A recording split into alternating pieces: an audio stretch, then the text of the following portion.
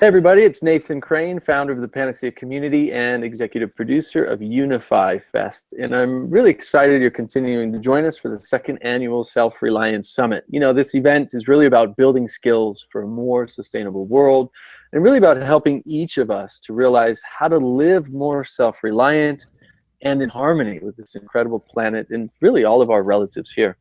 And today I'm really excited to introduce our next speaker, Jason Matthias. Jason is a lifelong gardener, 17-year Air Force veteran and visionary entrepreneur. He's the founder of a family business with his children called Seeds for Generations that provides heirloom garden seeds and inspiration for gardening as a family. Jason's also the co-founder and executive producer of the Beyond Off-Grid Project, a documentary film and media project about reducing your dependence on the modern economy and creating local community interdependence. Hey, Jason, thanks so much for being with us, man. Thanks for having me, Nathan. I really appreciate it. Absolutely. And so I know you've got a pretty epic presentation to share with us today. We're going to be really diving into, you know, what is the grid? How does it affect us? How are we related with it? How do we, you know, live more in harmony? How do we go beyond the grid? How do we go beyond sustainable to the next level? So at this point, I'm just going to hand over the presentation to you. I know you've got some great slides, and I'll let you lead the show from here. Great. Thanks, Nathan. All right, here we go. Can you see my slides? Yep. Great. Okay. Well, folks, thanks for coming to this presentation. Appreciate your time and attention. Not unlike the film that I'm producing that will be coming out summer this year. This presentation is going to cover a lot of ground. I'm not going to dive deep into a lot of stuff, and Nathan's asked me to not cover too much intro stuff, but I am going to cover some background so that we can all be on the same page for the why of what decisions we make regarding the future and our vision for the future, our plans for the future, and our families and our communities and our nation. Because if we don't understand the why, we're going to be making you know, poor decisions about the future and ones that are misinformed. So first, a little bit about me. As Nathan said, I'm a husband and a father. We have 7 children. My oldest just turned 12 this week. And we are a lively family, as you can imagine, with a lot of little ones. But we're a gardening family, and that comes from my upbringing. I grew up in Southern California, and where fortunately in that kind of climate, you actually have about a 10-month growing season. So we always had a garden growing since I was a little baby, and I grew up in the garden. I'm doing the same with my kids. And you'll hear me mention later in the presentation, there's a gardening is a recurring theme. I'm also an Air Force veteran, as he mentioned. 11 years active duty, a bunch in the reserves. I spent a lot of time overseas, and I'm proud to have been able to serve my country, and very privileged to have a lot of the opportunities I've had in the past. But I feel as equally privileged to be involved with Beyond Off-Grid Project, which Nathan gave you a little intro about. If you want to learn more about it, you can go to beyondoffgrid.com. Our tagline is return to the old paths, and that is really about trying to reclaim what's been lost, the greatness of America and Western civilization in a lot of ways, which is really has to do with the you know, basing things in the family and the community and doing things on a sustainable basis rather than a basis of dependency and centralization, which is what you'll see as we go through this presentation. So let's get into it. What is the grid? A lot of people think of the grid as the electrical grid, and certainly the electrical grid is a grid. It entraps us in many ways. But the electrical power grid is only one aspect of this larger grid system. And I want to talk about some of the other aspects of it that you may not have thought about before. The food production and control grid is one that if you are into healthy eating, and particularly the local food movement, you probably have come to recognize this particular grid, which is basically seeking to limit your liberty and your freedom of choice and the freedom of what you grow and feed your family. Talk a little bit about that. We'll talk about the culture control grid and how modern culture in some ways more than anything else, ends up controlling people through mass manipulation and groupthink and such.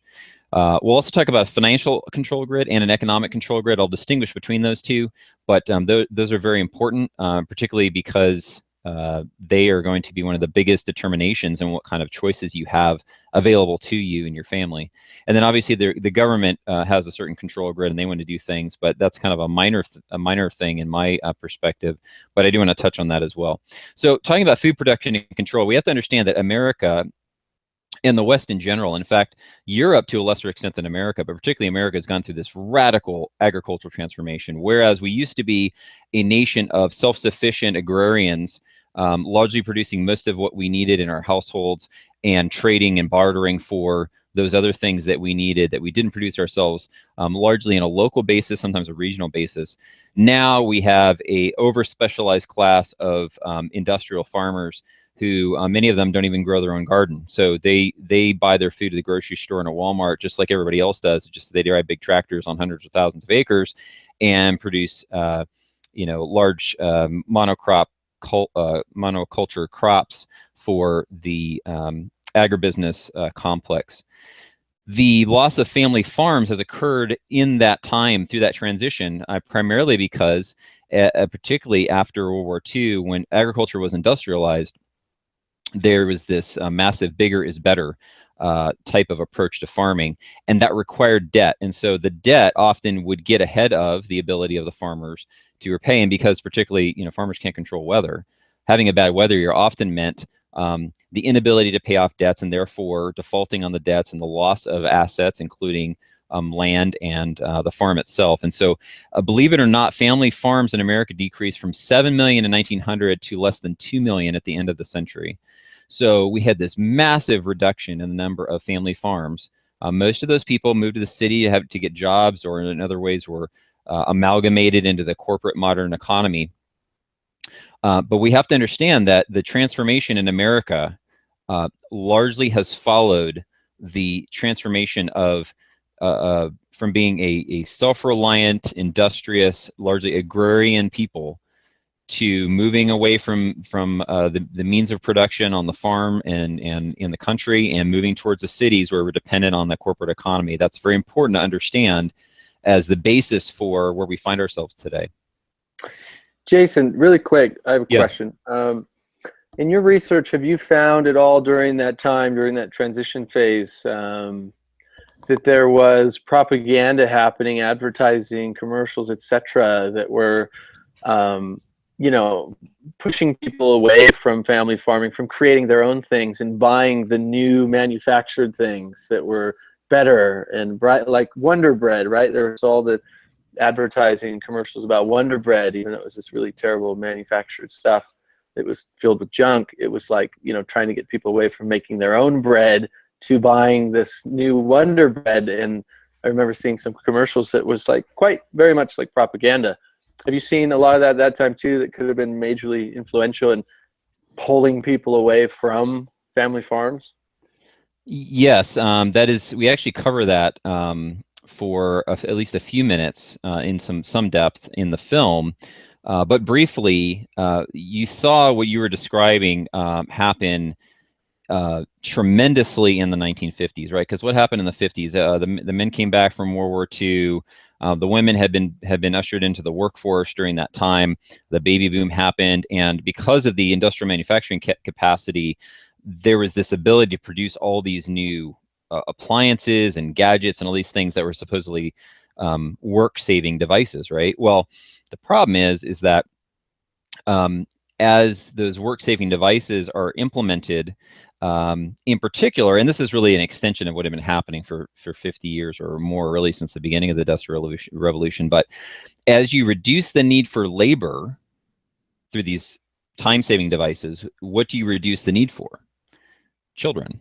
You actually reduce the importance of family becomes less because you have machines that can do things for you. So rather than the family working together to do all the household chores and take care of animals and bake the bread and harvest crops and all these kind of things, it was pretty significant, and that coupled with women going into the workforce and changing their focus from home-centered to being more outward-centered and going into the corporate workforce, especially that advanced more in the 70s and 80s. But the propaganda that was done through marketing of convincing people that they needed these things when they really didn't need these things, right? Because they never existed before, and they got along just fine without them.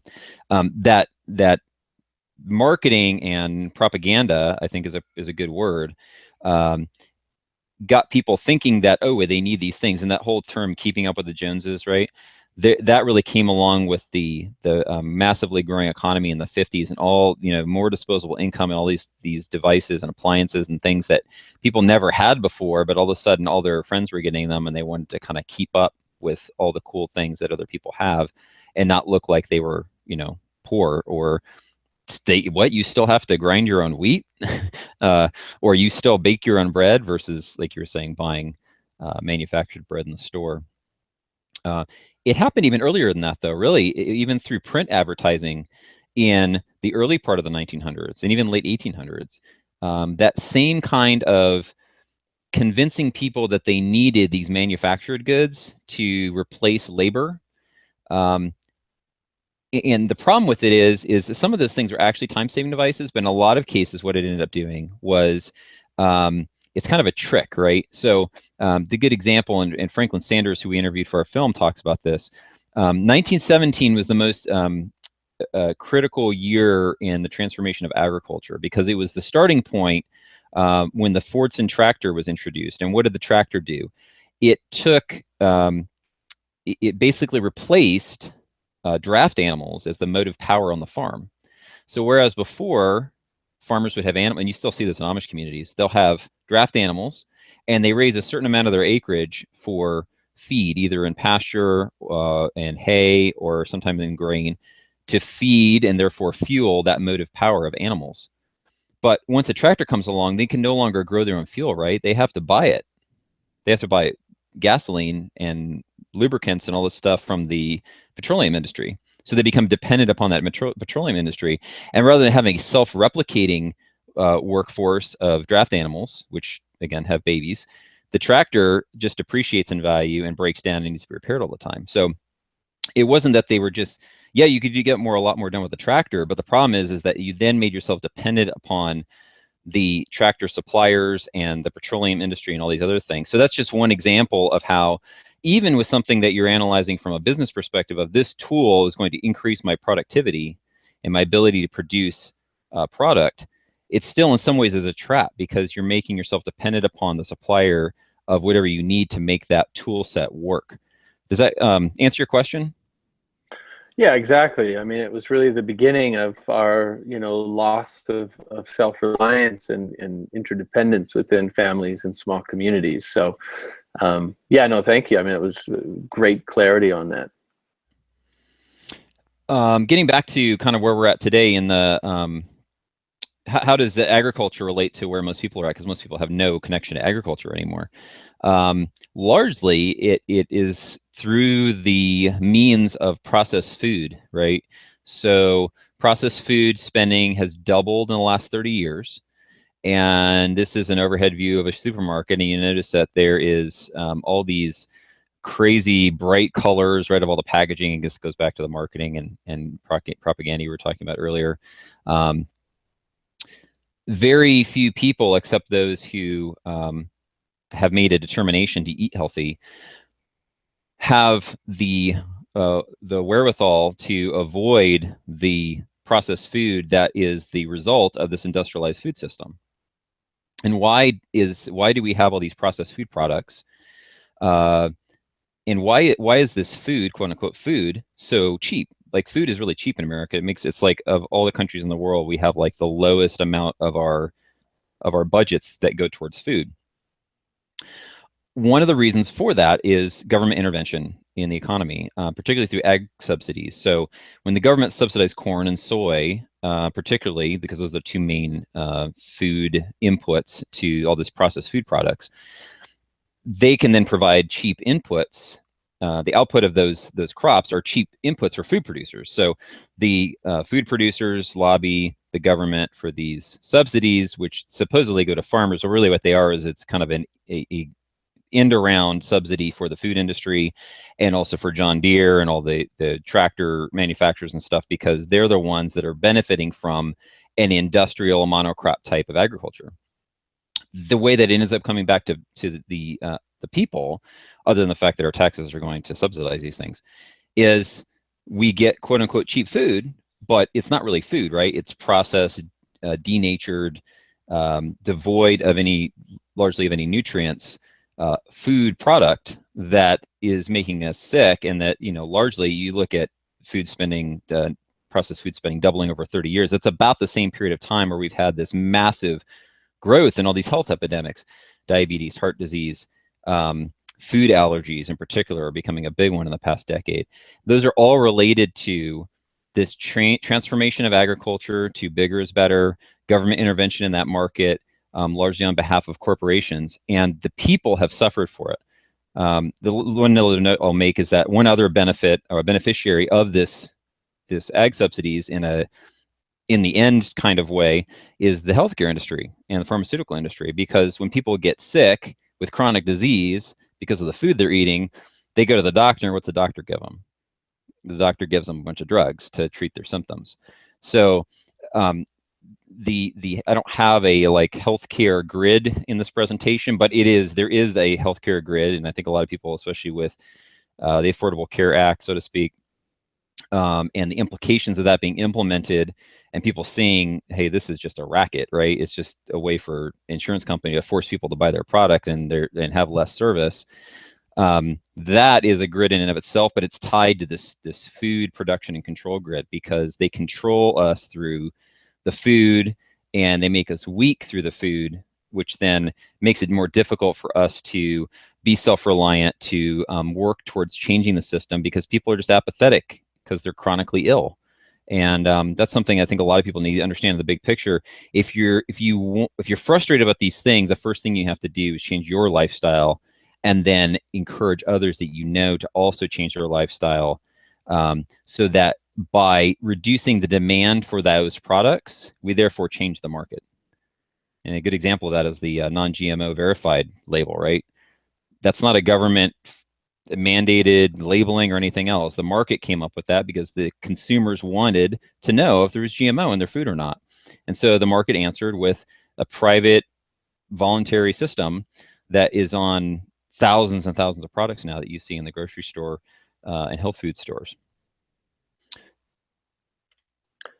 I do want to just say that in a different way for folks listening, because I think that's probably one of the most important points that we can realize in empowering ourselves to truly make change in our communities is, voting with our dollars. I mean, the GMO movement was born out of, and I've been a part of that since kind of, early on, and an integral part of it, part of that movement, educating people about GMOs and organic food. And I mean, almost a decade now I've been a part of it. And, it was born out of a movement of people who wanted healthier food, who didn't want science dictating, modifying the genes that nature has already perfected simply for profits. And, as people got together and raised awareness, the thing that's really made, like Cheerios coming out with non-GMO, and a lot of these big, huge brands that have used GMO corn syrup and stuff, and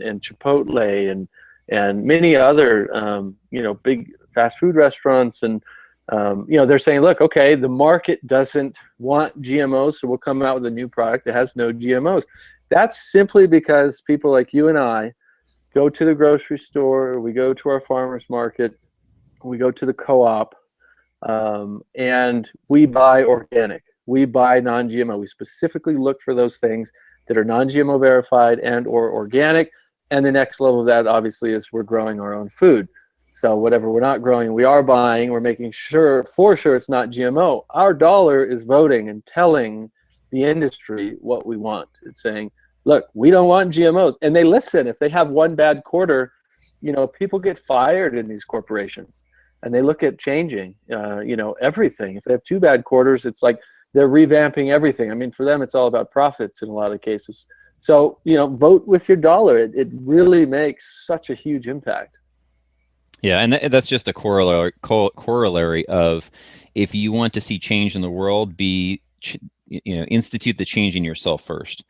So this is something that I think most people that kind of become interested in self-reliance come to realize. But because most of us have not grown up in a self-reliant lifestyle and background in this, anybody that's alive now, right, past 100 years, um, it's only our grandparents that have probably any tie back to that kind of a lifestyle. There's all of these things that are normal, quote unquote, in modern life that are abnormal historically, which we don't necessarily realize. And so they're very insidious. We really have to rethink everything in order to truly gain freedom, because we have to question very basic assumptions that everybody else would never question.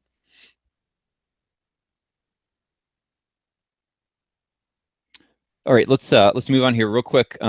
So we have this very centralized agriculture system, and it's not just centralized in terms of very big farms, big agribusiness corporations involved in the process, but you've got geographically centralized production, particularly in California, right? California Central Valley produces unbelievable amounts of food, hugely productive with the industrial crop production system that's in place and what modern technology makes available. The problem is that California is naturally a desert, and the irrigation that is used in the Central Valley comes from snow melt off of the mountains. Generally, that is kept in reservoirs, but the reservoirs the past couple of years have been looking like this one, where they're basically empty. And so a couple of years ago, California State Water Board had to cut off irrigation water supplies to entire counties in the Central Valley. This is what the Drought Monitor Map for the U.S. looks like as of the beginning of this year, and you'll see that the entire central part of California is in the most, it's exceptional. It's the highest level of drought, and it's actually been that way for 3 years straight. And pretty much almost the entire state of California is in a significant drought. The importance of this is that at least for fresh fruits and vegetables, generally speaking, about 70% or more of most of the fresh fruits and vegetables that are grown in the United States are grown in that area that is dark red on that map.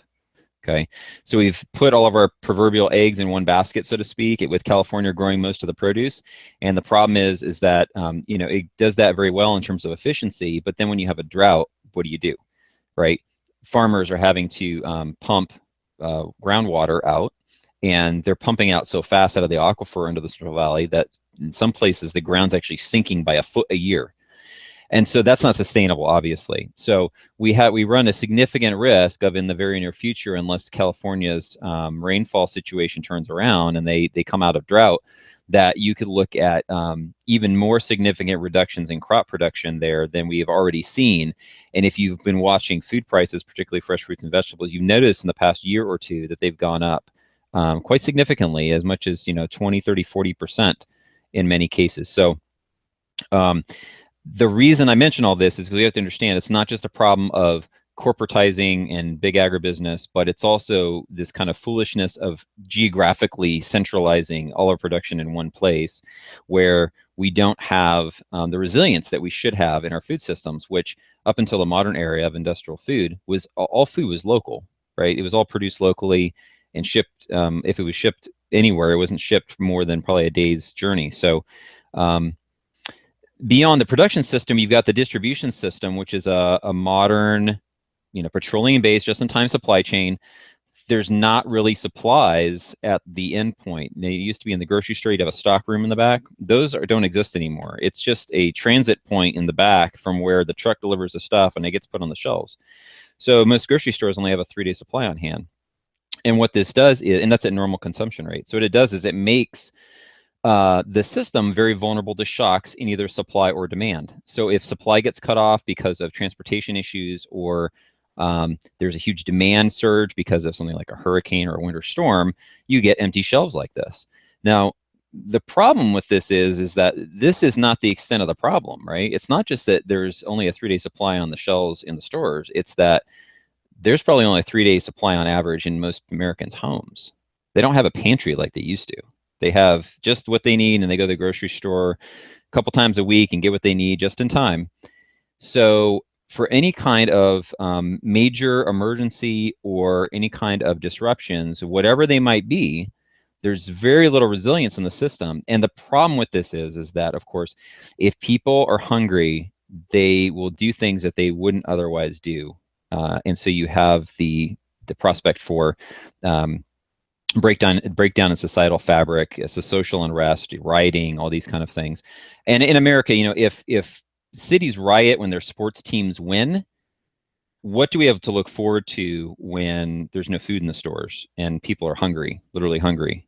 It does not bode well for the potential consequences. So these are just some of the reasons why people need to be looking at becoming more self-reliant and relocalizing their food supply so they're not reliant upon these very centralized, just-in-time systems to supply one of the key essentials of life.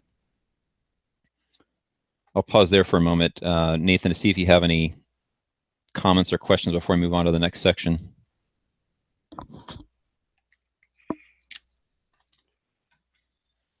Yeah, no, go ahead. Cool. All right, yeah. So I took a little longer than I wanted to on that, but let's move on here. One area that, as I mentioned before, that's a lot of people don't think about is the culture control grid. Going back to what we were discussing earlier, Nathan, you were talking about propaganda and advertising.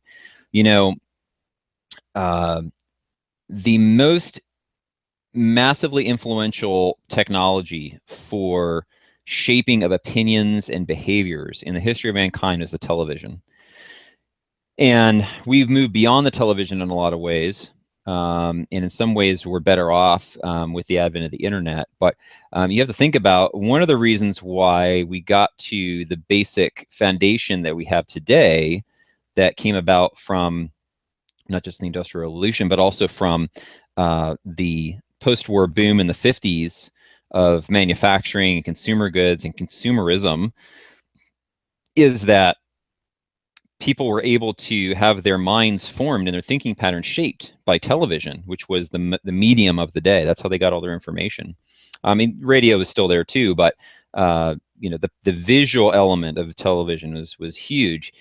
And so you extend this out beyond television. Of course, you know, television kind of conditions people towards seeking entertainment. And so then all other forms of entertainment also get prioritized. Things like, you know, amusement parks and vacations, and sports itself is one of the biggest forms of entertainment, one of the biggest entertainment industries in the country, and just popular culture in general. It's important to understand the purpose that these serve. Right?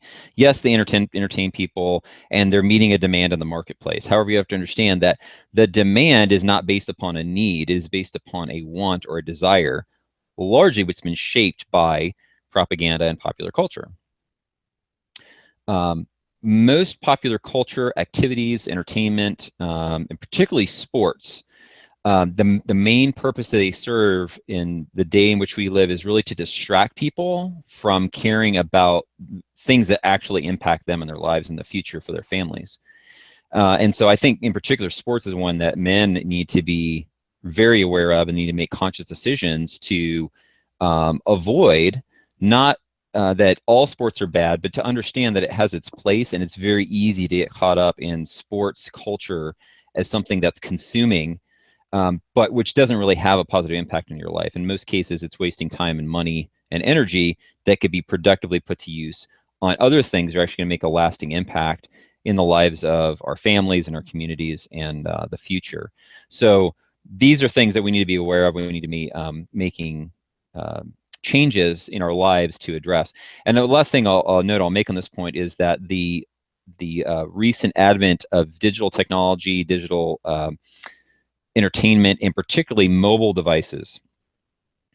If you go around in a major city today, you'll find people walking around like they used to, but you're not going to see them like looking ahead and looking around, right? They're all going to be looking down at their hand, usually, because they're looking at their mobile phone, checking their email, texting, you know, watching TV or something, nearly getting run over by a car as they try to cross the street.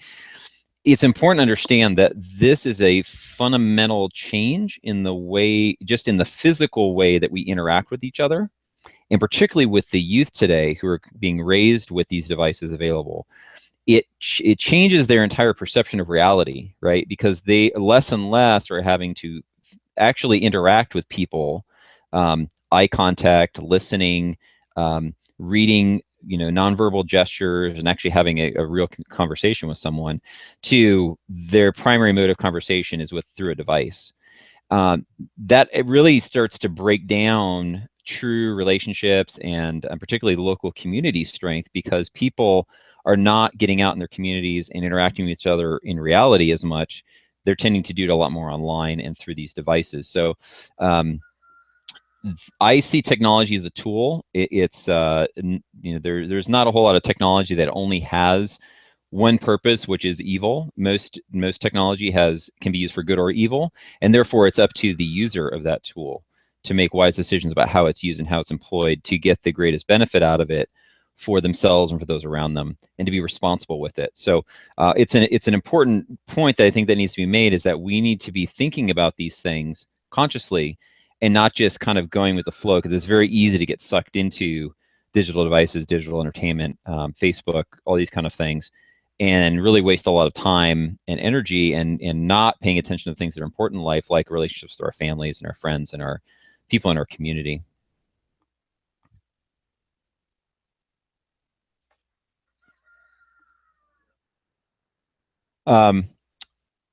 It's important to understand that we have a financial control grid that is impacting every one of us every single day. At the basis of this, it's important to understand that the US dollar is not really a dollar. Sure, it says dollar on there, but the dollars that we have in currency today are not actually dollars as are defined by the U.S. Constitution, which says that they have to be redeemable in silver and gold. They are, if you pull out a bill in your wallet, you do it right now, you'll see what it says on there. It says Federal Reserve note. Well, what is a Federal Reserve note? Federal Reserve note is a debt note. It's an issuance of debt. So what that means is that rather than the U.S. Treasury printing a dollar, an actual dollar, which used to say silver certificate across the top, again, because it could be redeemable in silver, and then issuing it into the economy, what it does now is the Treasury prints bills and gives it to the Federal Reserve, who loans it into circulation, which means that there's always more money owed to the banks through the Federal Reserve System than is actually in circulation. It's kind of hard to think about, but what this does is it creates a gigantic vacuum that's constantly sucking wealth to the banks through the currency itself.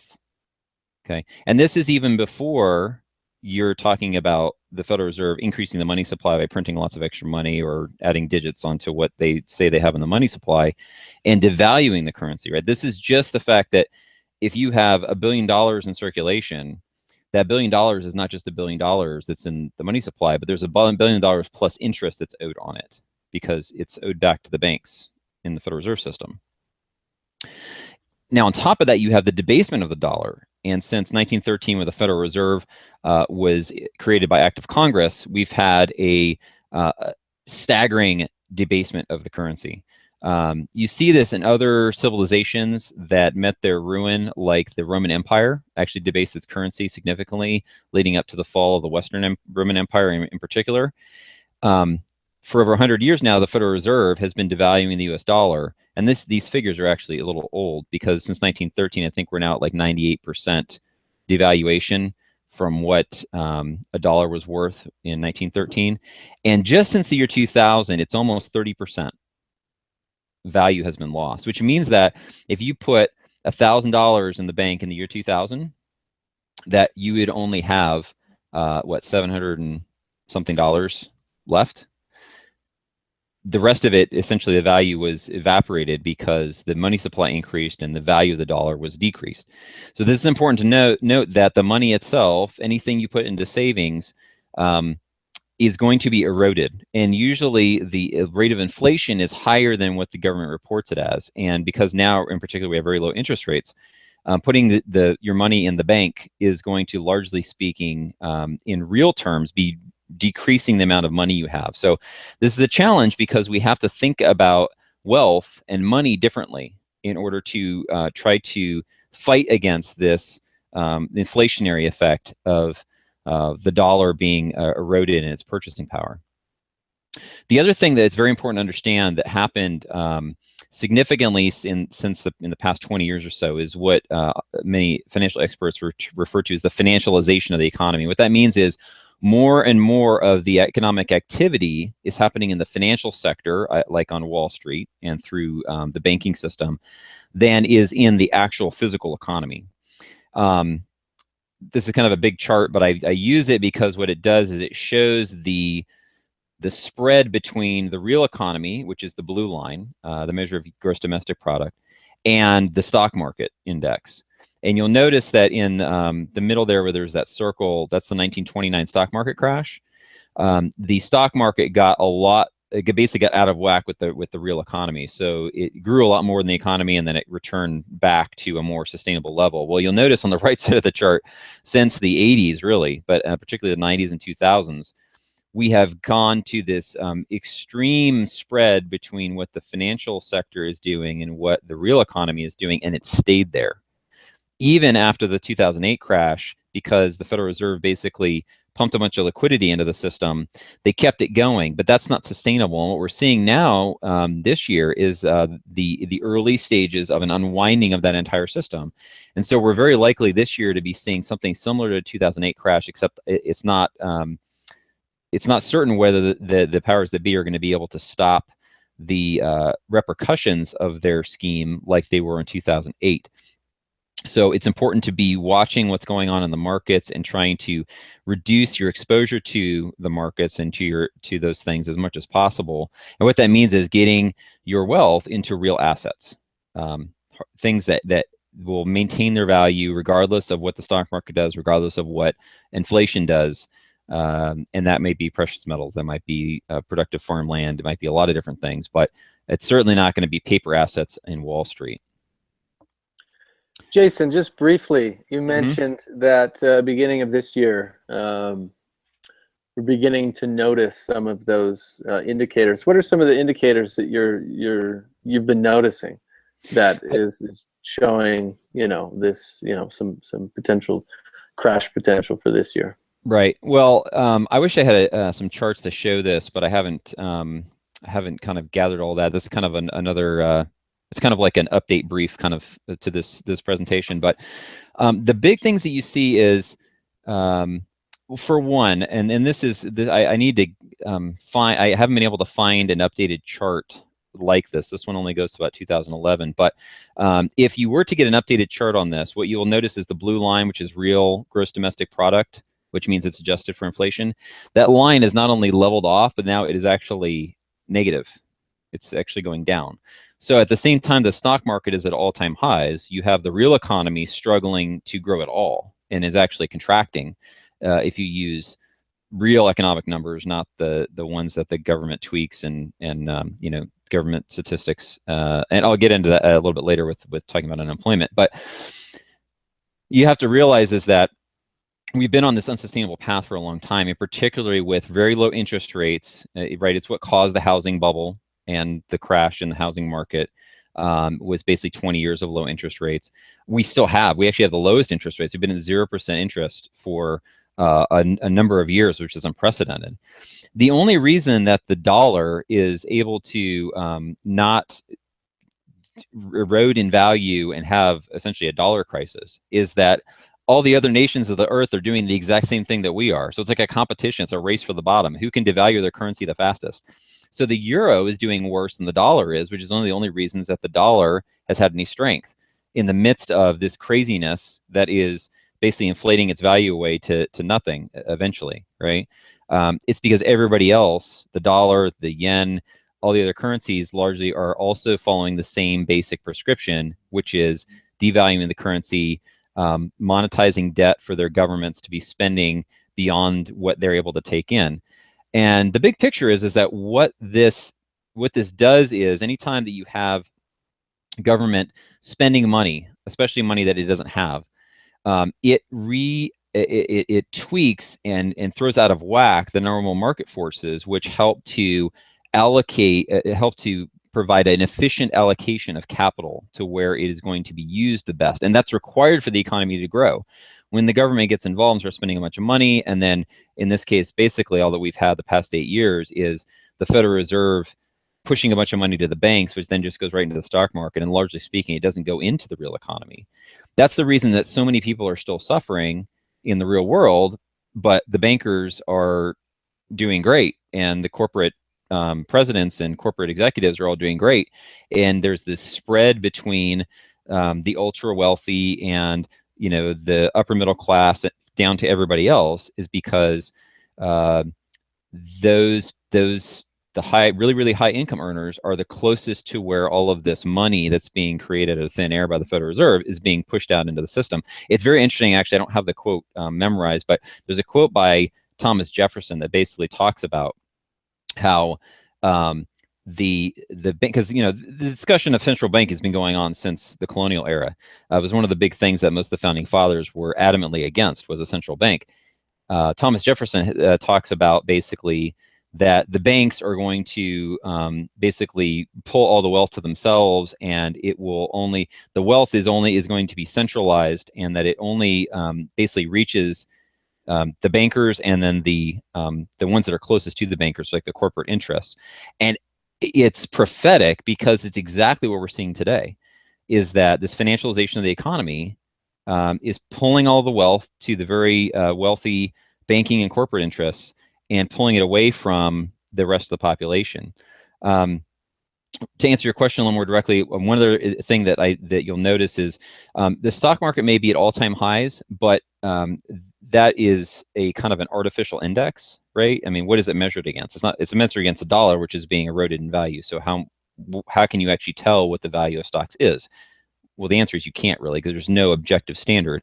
There is an objective standard, however, that you can measure against, something that doesn't change its value in any significant way over time, and that would be precious metals.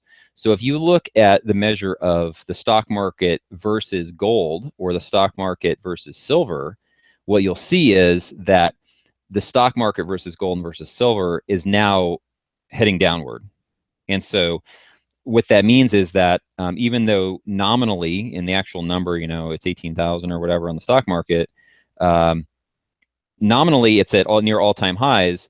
In the actual terms of how you can actually value something by an objective standard, which would be gold and silver, it's actually on the decline. And the bankers and financial can do a lot of different things to try to rig the system, but ultimately the bottom line is that the real economy is suffering. It's only the financial economy and at the highest levels of the corporate economy that's doing well. And people need to understand that waiting around for things to get better is not a good course of action. We need to take steps to become more self-reliant, less dependent on the centralized economic system and financial system going forward, because what we're in for is, largely speaking, going to be another decade or two of what we've had the past 8 years, since 2008, and it might be significantly worse as well.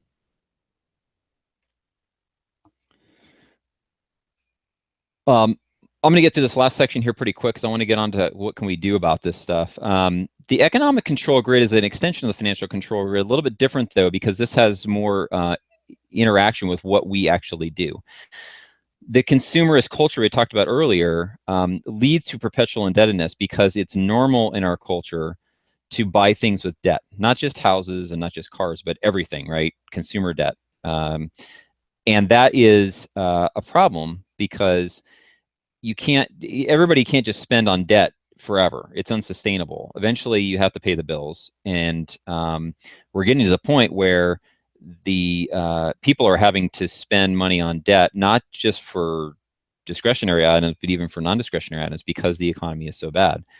It's also important to realize that the modern economy is a wages and goods economy, right? It requires employment for you to be able to buy the essentials of life and living. Because people are not producing their own food and don't have a source of water, and they, don't, in many cases, don't own their own home, they have payments they have to make. They have to make house payments, they have to make electricity payments, they have to make fuel payments, they have to buy food. All these essential things that are the basic things that need for living require a job. The big problem with this is not just that in and of itself it's a form of slavery to that system, but when you have really rough economic times and unemployment is really high, now you have a lot of people that don't have wages coming in to provide those goods. And so a lot of people are becoming destitute, or they're having to go back to living with family and these kind of things, which has its own benefits in a way. But largely speaking, we're becoming more dependent, not less dependent, because of the way and direction that the economy is going. One of the big things that's happened over the past 30 years is an offshoring of manufacturing and productive enterprise. Jobs moving to China, jobs moving to Mexico, jobs moving anywhere but the US. And what it's resulted in is cities like Detroit, that used to be the crown jewel of industrial America, becoming looking like this. They basically look like a third world war-torn nation. Detroit at one time had well over 1 million people. Now it's down to under, I think, 700,000. And a lot of the city, looks like this. You have industrial factories that are just totally abandoned, entire neighborhoods that are completely abandoned because there's no jobs there. Therefore, there's no way people can support themselves with this wages and goods economy. This is a picture of what major urban areas in America are going to look like over the next 20, 30, 50 years. Right? Detroit was just ahead of its time because it happened to be auto manufacturing primarily, and that all got offshored and outsourced. And so it happened very rapidly there. But you're going to be seeing this happen in a lot more urban centers, particularly in ones where the state government has high tax and spend policies, because it tends to drive business out. And so the Northeast, the West Coast, particularly California, California's a little unique just because Silicon Valley's there and a lot of shipping and stuff. But nonetheless, the inhospitable business climate is going to be driving more and more businesses out unless policymakers make changes that allow for those businesses to stay.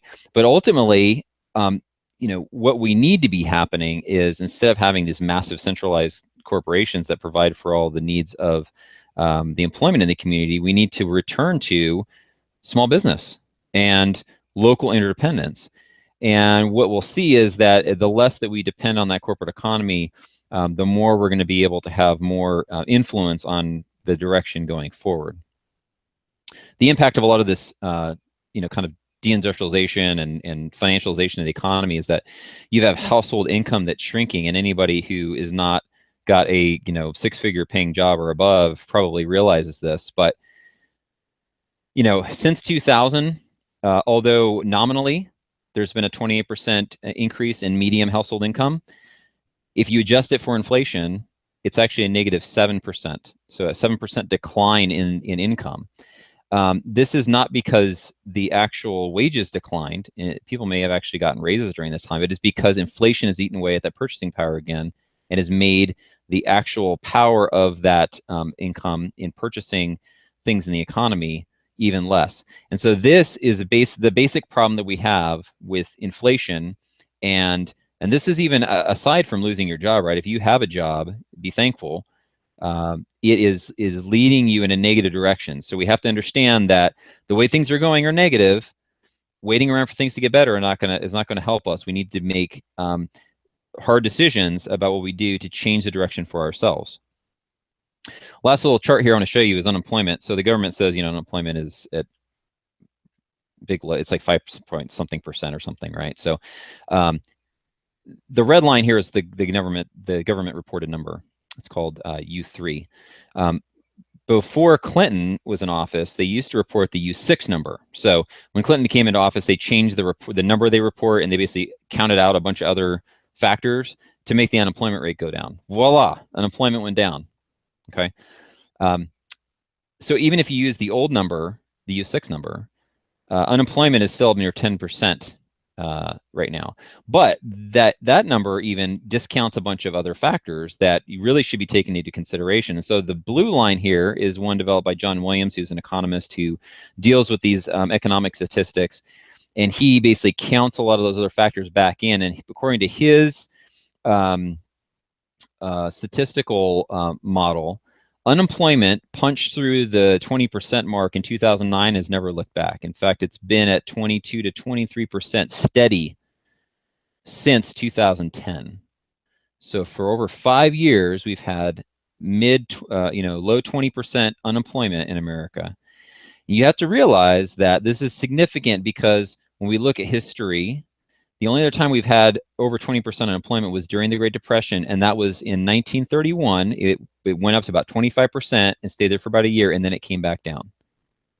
So in some ways, the job situation in America today is worse than in the worst part of the Great Depression because it's not coming down. It's just staying there.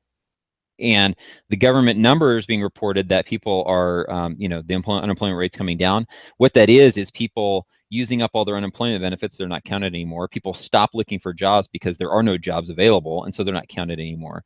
And so it literally is just entirely propaganda, the way that they count the numbers for statistics to get people to think that it's not that bad. But most people that are middle class or in that range and have relationships in their community and stuff know that there's lots of people suffering out there.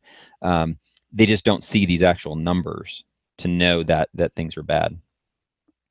So we see the downward trend in the government numbers. What we see in the actual best numbers that we have, according to John Williams, is a either level or slightly increasing unemployment rate. And that is a warning sign, right? Things aren't getting better, they're getting worse. So what causes that disparity? Well, it's government lies, right? The government is lying about what's happening in order to make people feel better about it and not demand that they stop doing what they're doing to make the situation worse.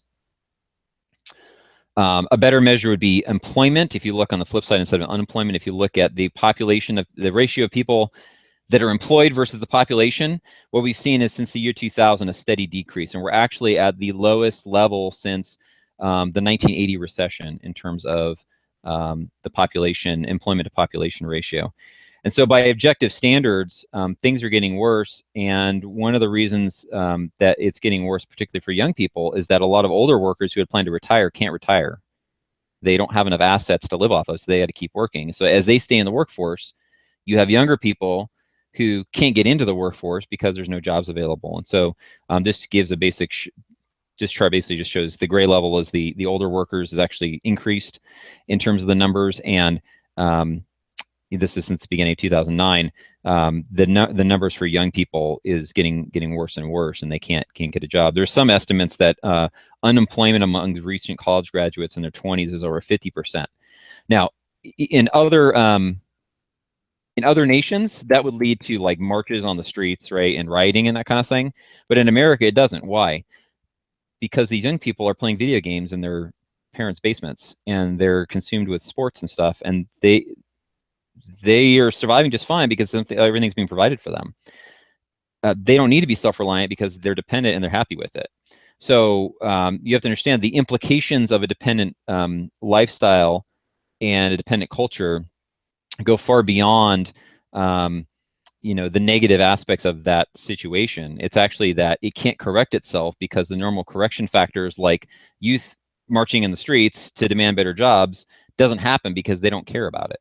They've become that apathetic and or that disenfranchised, that disillusioned that they're not organizing to do that. And I think to the extent you do see that happening, it's with like a lot of the support for like Bernie Sanders and such in the presidential election cycle, where a lot of youth are frustrated with that situation, and his appeals have some power with that group. But overall, nothing's going to change because there's no major movement to change those kind of things.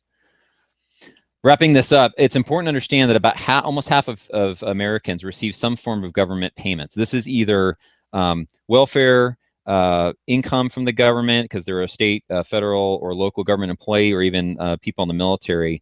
And historically, in world history, any time that a civilization has had half or more of the population dependent upon the government, that civilization has not been able to recover. Let me say that again. Historically speaking, there's been no civilization in the history of the world that has recovered from a situation where half of the people were dependent upon the government. Why is this? It's because when the government becomes that large and that so many people become that dependent upon it, there are negative incentives to change the system to prevent it from collapsing on itself. So what we need to do is cut the size of government so that we can get more of the productive capital into work in the actual economy where it can actually grow the economy. But to do that, you have to cut all these benefits and cut jobs for people that are dependent upon those government positions. which is not likely to happen, especially because a lot of them have government employee unions and such. So this is a big warning flag, and this is very similar in a lot of other Western nations, that the situation we have is not sustainable, and it is not likely to get better because there are institutional driving forces that make it very difficult to change. Okay. Almost 50 million Americans are on food stamps. So what you have is this government dependency growing, especially after 2008 financial crisis, as people became, lost jobs and needed assistance for food. It's stayed at that level since about 2011. So what we have from all these things is a recipe for disaster, because you have older workers that can't retire, younger workers that can get a job, unemployment keeps climbing without end, and families can't make ends meet, because even if they have a job, prices are constantly increasing. It's pinching their budgets, and government dependency grows. So why does all this matter? Why am I talking about all these statistics and figures and all these kind of things? It's important to understand that economics are important because it affects every single one of us. We all live in the world of economics every single day. It's important to understand where we're at, because most people that are alive today, whether they realize it or not, have been trained to understand that recessions are short, followed by a recovery. Okay, and this chart actually shows all of the post-World War II recessions. On the left, all those little squiggly dotted X lines and stuff, all the colored lines on the left are all of the post-World War II recessions and their duration in years. So almost all of them were 2 years or less. The black line is the 2001 recession, which took 4 years, and the red line at the bottom not only is the lowest line, but it's also the one that's strung out the longest. And this one actually, it's not even on. This was as of a few years ago. So basically, what we have is the longest post-World War II recession that has not returned to normal. So what we have is essentially a depression. We have as far as employment goes, it is the worst since the Great Depression by far, and in some ways, as I mentioned earlier, even worse. It's important to understand this because you need to understand we're in a different circumstance now than we have been in all of the time period that we have lived our lives. There's very few people that went through the Great Depression that are still alive. We have to understand that waiting around for things to get better is not going to change things. We're looking at, really realistically speaking, another decade or two or maybe 3 of more of the same, of just stagnating inflationary conditions that make it very difficult for people to make ends meet. So the only way that you're going to improve that situation is by changing your lifestyle. The indications that I've pointed to really point to a dollar crisis ahead. And as I mentioned earlier, to answer your question, Nathan, the only reason that we don't already have a dollar crisis is because the rest of the world is in a race with us to devalue their currency. So it's a relative thing as far as the currency exchange rates go. So I want to get quickly here. What can we do? What can we do? The first thing you need to do is evaluate your situation. There are some core principles when you do this. The first thing you need to do is identify your areas of dependence, because if you don't work to reduce your dependence, even though you increase your self-reliance in other areas, the dependency is still going to come back to restrict your choices in the future, or even potentially bite you in the butt by critically disabling you to do certain things you might need to do in the future. This goes to the core of what Nathan's talking about. The entire Self-Reliance Summit's about. Identify skills and resources you need to gain, right? So we want to gain skills and resources we can put to use. The first thing you need to do when you're trying to figure out what you need to do in terms of skill acquisition is figure out what things you have and then what things you need to gain going forward, so then you can then proactively go out and acquire those things. You want to identify and connect to your local community. This is crucial, because as much as the internet is great for enabling things like this where you can learn from people at a distance, when the rubber meets the road, if there's any kind of disruptions in the internet, the electrical grid, the transportation system, the social fabric, any of those things, everything's going to relocalize out of necessity. So you want to have those connections to your local community, and particularly as you're evaluating your situation, you want to understand who has what skills in your community and how are yours complementary with theirs, and what as a whole, like who needs to get what skills to be able to enable you to have the strongest, not just household, but local community that you can have. You want to identify how you can be a more productive household. This goes back to what we were talking about before about trying to not be dependent on lots of technological gadgets that are prone to breaking and that we can't repair, and learn to live more simply and to be more productive and not just be consumers. And finally, you want to make an action plan and start working on it, right? And that, hopefully you're already doing that, and that's the reason why you're watching this presentation. So when we're talking about reducing dependency, what are the ways that we need to look at? We need to look at reducing and eliminating debt as quickly as possible. Reducing and eliminating government payments, and this would include, if you're a government employee, looking for non-government employment. Government employment has a lot of benefits. Pensions is one of the big things that often comes with a government job. You have to realize, though, in the future, even though the government may not default on the pensions, they may still pay them out. They're going to be doing it with drastically devalued currency. So it's not going to, you're not going to get what you thought you were going to get because the currency will be worth a lot less. And thinking that you're going to be able to live off of it is probably a pipe dream. So you need to make alternate plans. And you also have to realize that when you do work for the government, you're dependent upon that government being solvent in order to keep your job.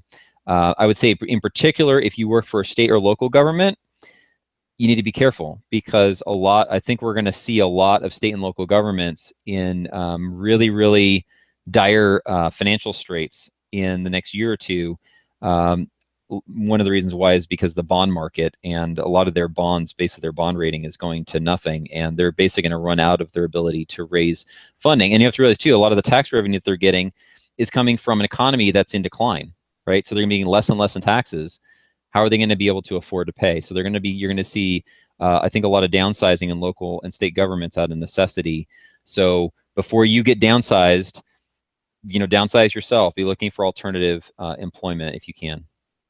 And of course, reduce your dependence on the modern economy, particularly for the essentials of life, but also, as I talked about, for entertainment and for informing your priorities.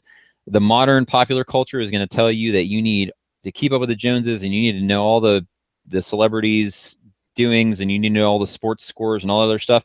None of that stuff has any positive influence on your life. And when it comes to any kind of hard times, it's going to have even less importance. So maybe negative importance, right? You don't want those things to inform your priorities. And if you can get disconnected, not just from government employment, but even from like a corporate employment, if you can, that would also, particularly if the company that you're working for is going to be facing some tough times ahead, you be proactive in finding other employment for sure. Go ahead, Nathan. Yeah, Jason, you mentioned 2 slides ago about community, and I want to mention I got into a fascinating conversation last night that ended up going until 3 a.m. this morning, and wow, because we're talking about all this stuff, and one of the visions I've had recently that has come very clear to me, and I was sharing this last night in our conversation, was I think one of the biggest solutions we are going to find in this transitional phase is, small communities popping up, thousands of them all over the country with maybe a few hundred or a few thousand people. So really localizing our community and our governance of that community and our systems of that community and the interdependence of that community. I think community is the biggest, one of the, localized community is one of the biggest solutions for reducing our dependency and for, again, solving these issues. Because right now we have, one government trying to run 350 million people's lives, as well as many other countries around the world that they're trying to run and manage as well. Exactly. And it's simply way too massive. You've heard, the bigger you are, the bigger you fall. Well, it's absolutely true in this country. I mean, when the government fails, which I think it's going to have to because the systems are falling apart, it will be a huge crash. But if we're building, rather than waiting for that to happen, what I'm focused on is building these small, localized, interdependent communities. And if you do that, get involved in a community, an intentional community, an eco-village, a farming community, whatever it is, but either start one, find one, get involved in one near you. you're automatically going to start solving a lot of these issues, right? You're going to solve your dependency issues. You're going to solve your food issues. You're going to solve your basic need issues. You're going to solve the pollution issues because you're not trucking and shipping and transporting goods and foods and drinks and liquids and clothing across the country and across the world. I mean, it solves so many things, but I just can't emphasize enough how clear that's become to me now. You know, the solution in this country is not a big government for everybody. It's small localized governance with small communities, thousands of them or even tens of thousands of them all over the country. I couldn't agree more, Nathan. In fact, this goes back to a discussion I had briefly on Facebook the other day with somebody who was talking about that going back to this issue of, you know, where you shape the future with how you spend your money. And you know, when I have a conversation with somebody, and we talk about some of these issues, they go, well, what can we do, right? I mean, how can we? The government seems like it's just out of control. What can we do? And what I say is starve the beast, right? You got this like you said, just this unbelievably massive government, and really, I mean, the United States of America has become the largest global empire in the history of the world, bar none. It is so far beyond us sustainable. It's not even funny.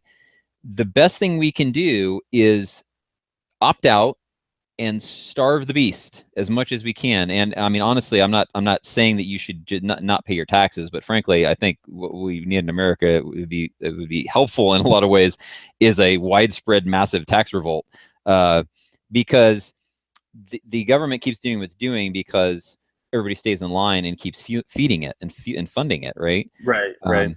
So but yeah, totally in agreement with you. Relocalization is the key, and I'm going to get to that in a minute. So let me come back to that in a moment.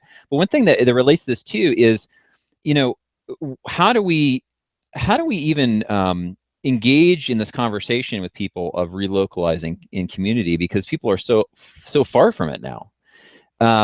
This is a great segue into this next point, which is we need to unplug from the modern culture.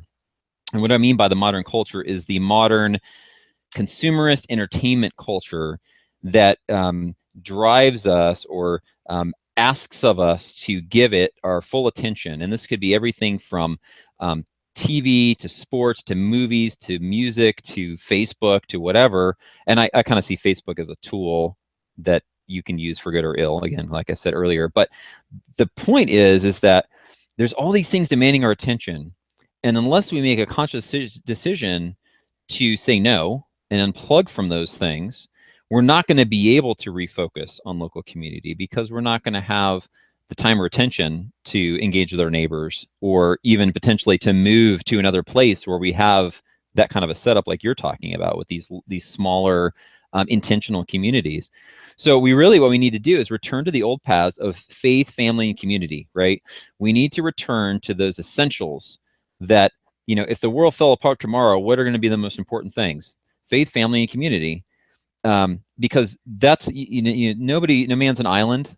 You can't be Lone Ranger and survive. Even if you survive physically, eventually you're going to probably die from loneliness, right? Because man was made to be a relational being. And so we need to recognize that. And we also have to recognize that that's one of the reasons we need to unplug this modern culture, because the modern culture is largely anti-relational.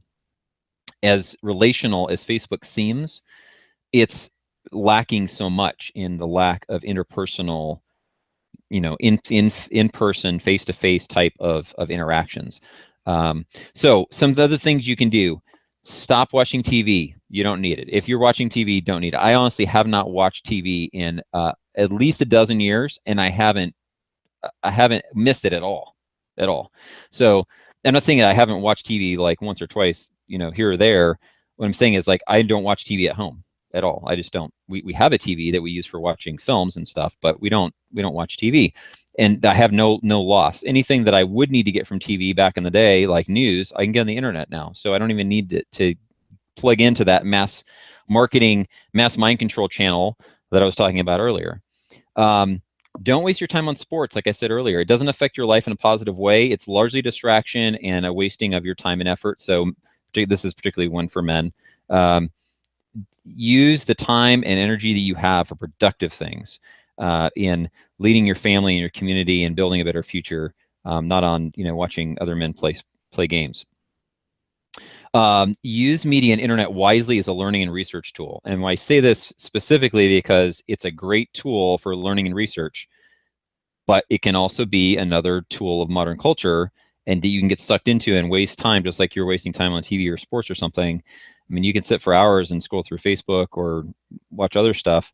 Don't get caught into that trap. It requires discipline. So be conscious and disciplined about how you use your time online. And then getting back to your point, Nathan, get out and engage your local community.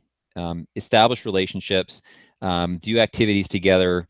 Things like community gardens and local food events and all these kind of things are really important because they help build connections in the fabric of the local economy and the local community that are essential to being able to build the future that we want and not rely upon what we have and what we have handed to us.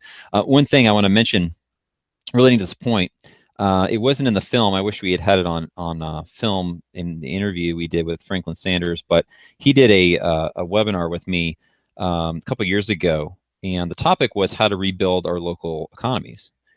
And he said a very profound thing in that that training session we did. And what he said was, don't wait, build the new economy now. And what he meant by that was, regardless of whether you're maybe a prepper and you think that there's going to be some cataclysmic event, economic collapse or EMP or whatever it is, whether it's that or whether it's what I think is more likely, which is more of this trend that we have, which is this long, slow slide into the abyss, and at some point we have a crisis.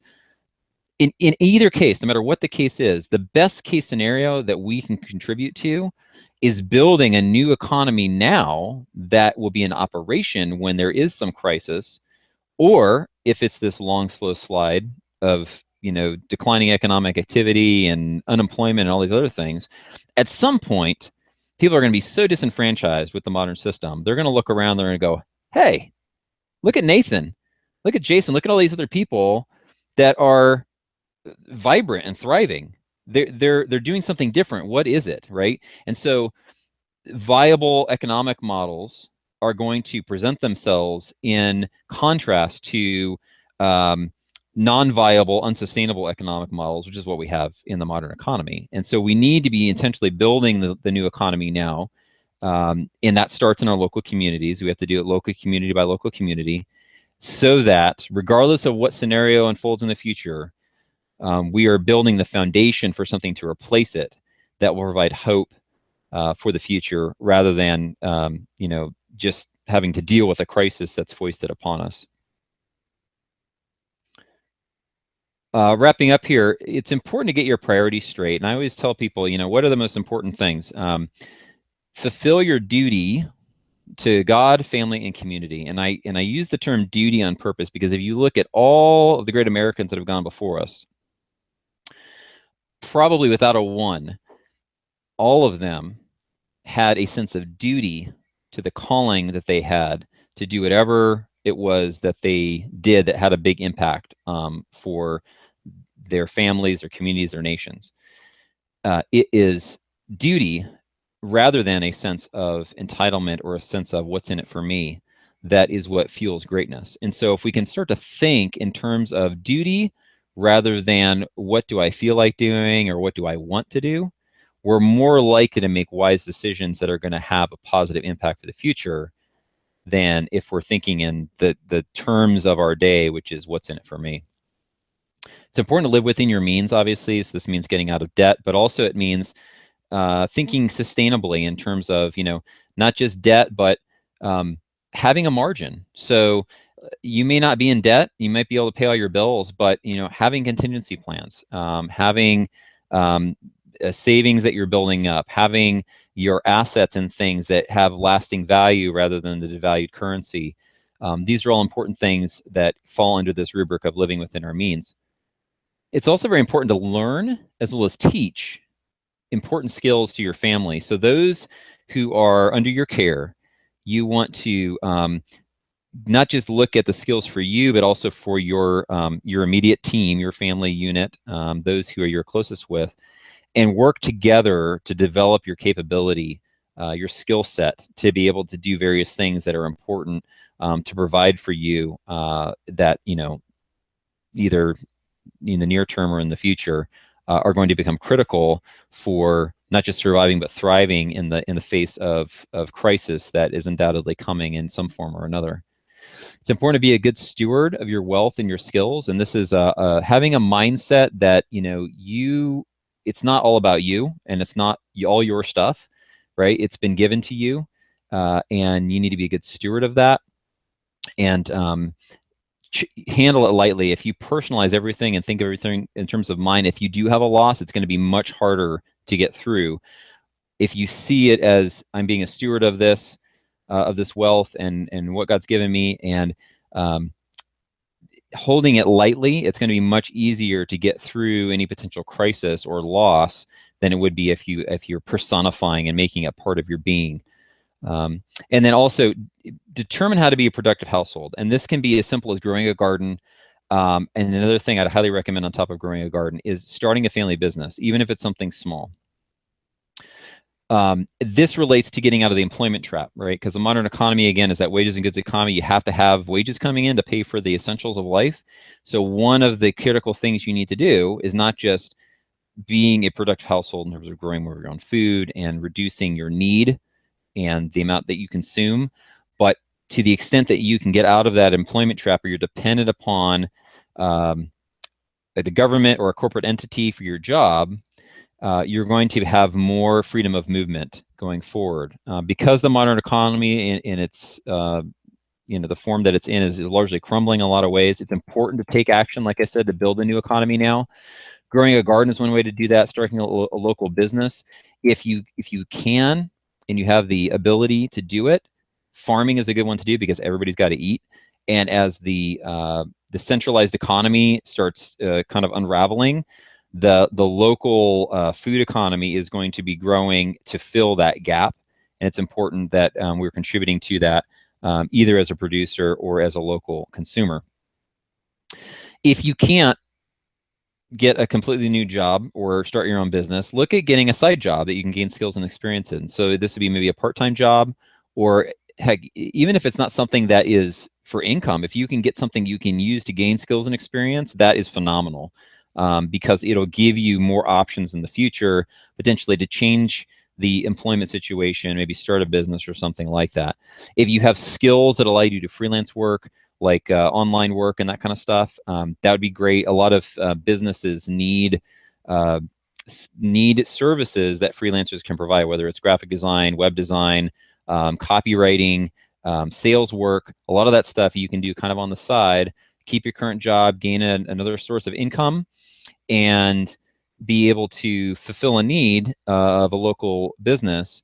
And that's really, what is a great entrepreneur? A great entrepreneur looks for the needs of businesses and consumers and serves them well. And in this case, having a side job or a freelance type of arrangement, if you just look out there at what businesses need, you'll find that they have a lot of needs. And particularly because with the current economic environment, it's really hard for them to hire new employees because they have all these taxes and costs, Obamacare and all these other things that they have to do that are prohibitive, but they still have this work that needs to get done. So in many cases, hiring a outsourced employee or a contract employee, not really an employee, but a contract worker to do certain things is much more appealing to them and fits their needs much better than hiring a full-time employee. And so use that to your advantage and look for those opportunities to do that.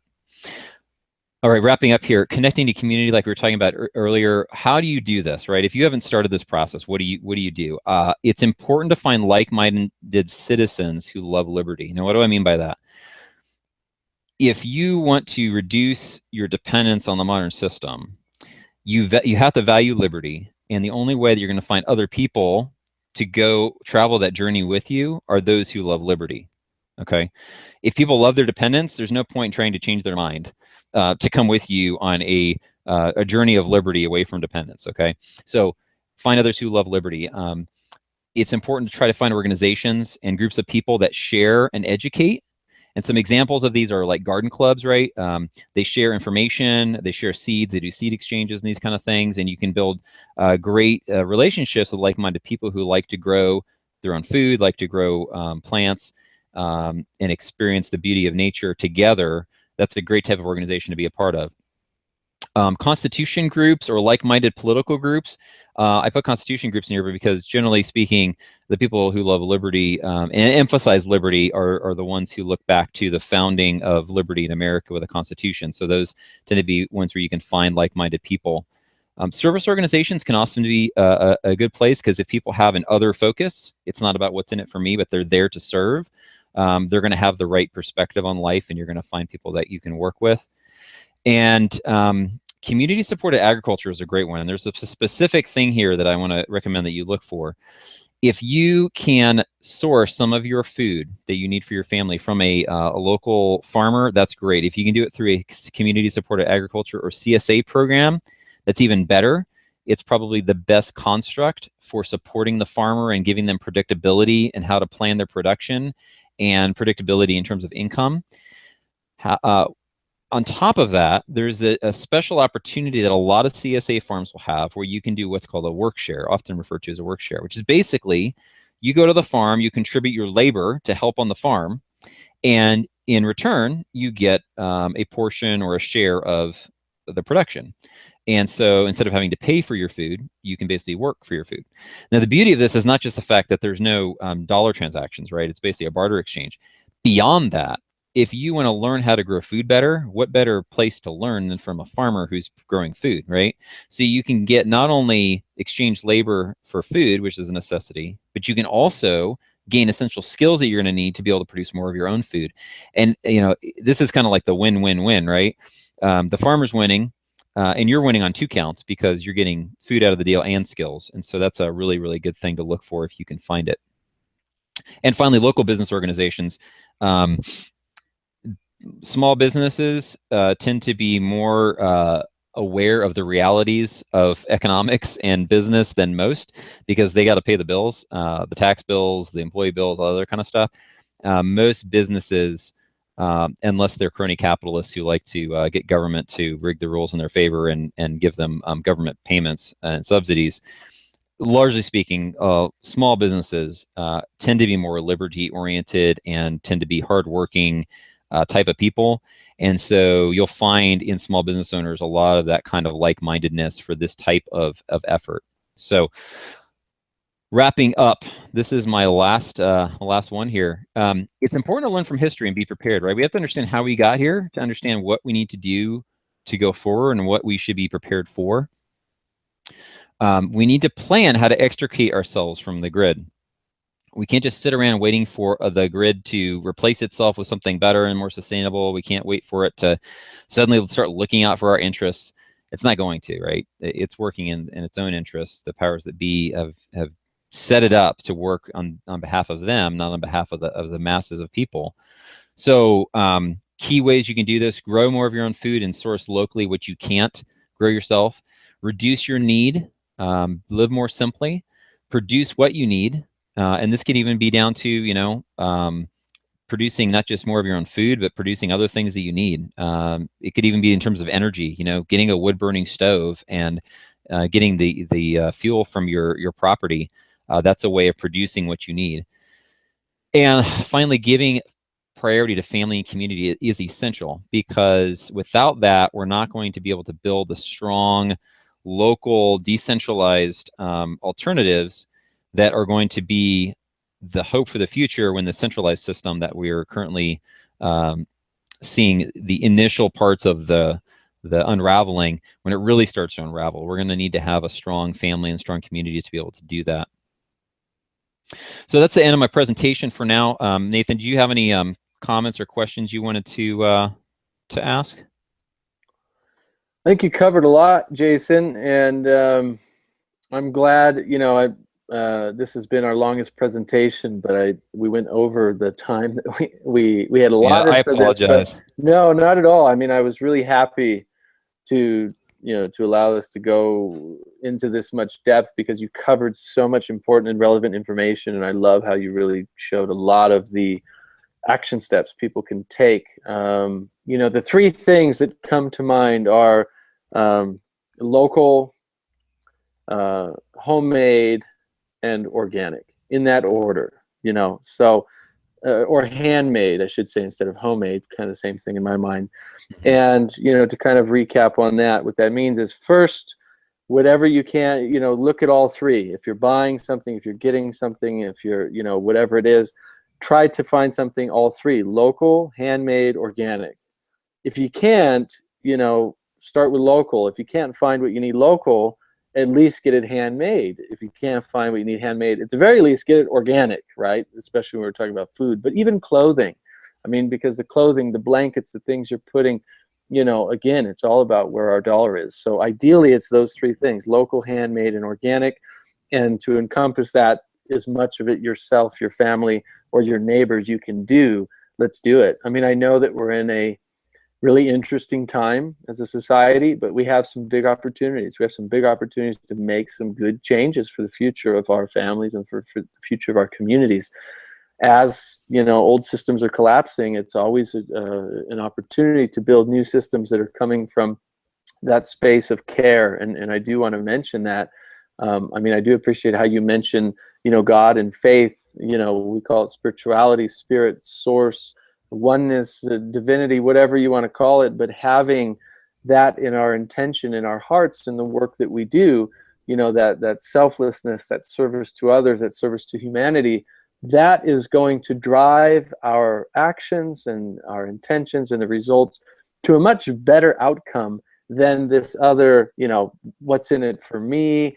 I want to acquire as much as I can. It's all about greed. It's all about control. We know what that game is like, and it's not working. So to get beyond that, we have to change our intent and the way that we show up in life. And to me, that's also having that deep spiritual reverence for our Creator, for our humanity, and for our planet. And so, I just want to thank you for sharing as much as you did. And I do want to share with folks how people can get in touch with you and how they can support the projects you're doing, and find out more about your film and all of that. So maybe just take a minute and talk about that.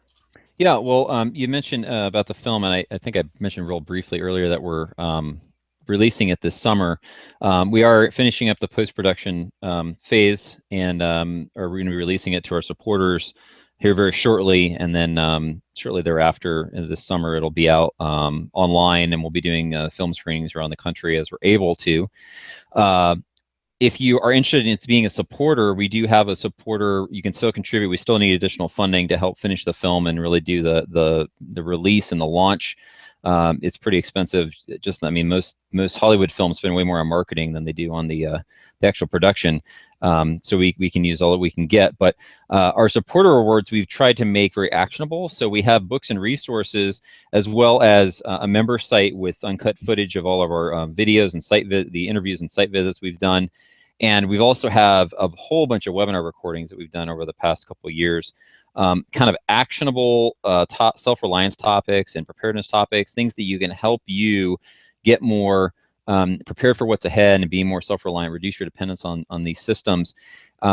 We made an intentional decision to do that because we can't cover everything in a 90-minute film. A lot of it is going to be the why and the what. And the how is largely going to be a lot of detailed stuff that we're covering through these online trainings and stuff. So we're trying to equip people to actually make the lifestyle changes necessary. So if you're interested in doing that, you can go to beyondoffgrid.com and click the support link and look at that. We also, as Nathan and I were talking before we started the presentation, last year produced a Beyond Off Grid Summit event, which was both online training as well as a 3-day training conference. And back in November, some of you may have seen this, we did a week-long training event called Beyond Off-Grid Summit with our online training. That's available as an online course. If anybody's interested, you can go to our website and learn more about that. And we also did this hands-on training event at this special permaculture farm in the mountains of Virginia. And we talked about a whole bunch of different topics, things like homestead planning, how to build soil, low-tech growing systems, how to do homestead building. I actually worked on a barn while we were there. Woodlot management, even had a horse logger there to do horse logging demos for us, and raising animals, since that's an important part of sustainable food production. a whole bunch of other things. We captured all of that on video, and we're in the process of post-production now of producing that as a video course. So if you're interested in getting more demonstration and kind of hands-on instruction in video format, you can check that out. We'll probably be releasing that in a couple months later this summer as well. So all told, we've been really focusing on inspiring and equipping people to make the lifestyle change, to return to the old paths and be, away from this dependent kind of lifestyle and these centralized systems and toward a more self-reliant, decentralized, locally focused and locally interdependent lifestyle. And that's what we're really been focusing on. So the film is coming soon, and as well as some of these other training resources available. We'd love to have you join us. And we also are continuing to do online training as well. So if you want to join free online training, we do webinars generally a couple times a month, and you can get on our email list to get notified of when those are coming up. So Nathan, thanks so much for your time and letting me go long on the presentation, but I'm glad that we were able to find a lot of, I can tell that you've got the same mindset I do in terms of the importance of decentralizing, localizing as the solution to the ailments that we have in modern society, and I'm glad to see all the work you're doing to help make that a reality in your part of the world, your part of the country, and even around the world as you're doing this summit and other things that you're working on. So thanks a lot for your work. Awesome, absolutely, yeah, and thank you. And we'll put a link to Jason's website below the video. Check that out, beyondoffgrid.com. Click that and you can look into all the things that Jason just mentioned. Also, if you missed any of the presentations during the Self-Reliance Summit, when they were free, now they've been, if they're not available anymore during the free period, you can own them. There's an upgrade option. Should be an upgrade button on this page. Click that and take a look at that. We've made it very reasonable, and we're one of the small family-based home. We run our small family company out of our home, and it's when you upgrade, it helps support us to be able to do these kinds of events and to do the work that we do. We also donate quite a bit to nonprofits that are doing this kind of work as well. So even though you upgrade to own, so you can have all these presentations and watch them and listen to them as many times as you want, just know you're also supporting everything we're just talking about here with locality and small family-based businesses and putting back into the environment and self-reliance. Anyway, so we appreciate that. You can take a look at the upgrade link. Other than that, Jason, thank you so much. This has been an incredibly valuable presentation, and just want to thank everybody for tuning in. We appreciate you for being here, for sharing this with your friends and family, and for giving us your feedback during the summit. We love to bring this information to you, and we appreciate you for being a part of our community. So other than that, thank you so much, and we'll talk to you in the next interview. Take care.